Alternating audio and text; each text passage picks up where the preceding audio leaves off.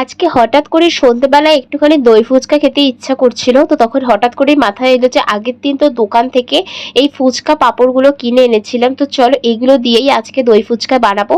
তো প্রথমেই আগে হচ্ছে ফুচকা পাঁপড়গুলোকে ভেজে নিয়ে এরকম গোল গোল মতন ফুচকা বানিয়ে নিতে হবে। আর এই ফুচকাগুলো যখন হচ্ছিল না, আমার যে কি ভালো লাগছিল দেখতে। আর দেখো কতগুলো ফুচকা বানিয়েছে, আর এখানে মা হচ্ছে ভালো মতন করে তোমার আলুটাকে মেখে দিয়েছিল। আর পুরো প্রিপারেশনটা আমি এখানে করছি। প্রথমে একটুখানি ফুচকার মধ্যে আলু দিলাম, দেন তারপরে দিলাম হচ্ছে টক দই, আর তারপরে হচ্ছে এখানে সস দিলাম। তোমরা সকলেই হয়তো প্রসেসিংটা জানো যে কীভাবে বানাতে হয়, কিন্তু অনেকে অনেক রকম স্টাইলে বানায়, তো আমি দেখো এরকমভাবেই বানিয়েছিলাম। আর এখানে এতগুলো ফুচকা হয়েছে, আর খেতে তো জাস্ট কোনো কথা হবে না, পুরো দোকানের মতোই আমার লাগছিল খেতে। আলাদা কোনো কিছু মনে হচ্ছিল না যে এটা ঘরে বানানো হয়েছে, দোকানে যেরকম দেয় তো সেরকমই মনে হচ্ছিল।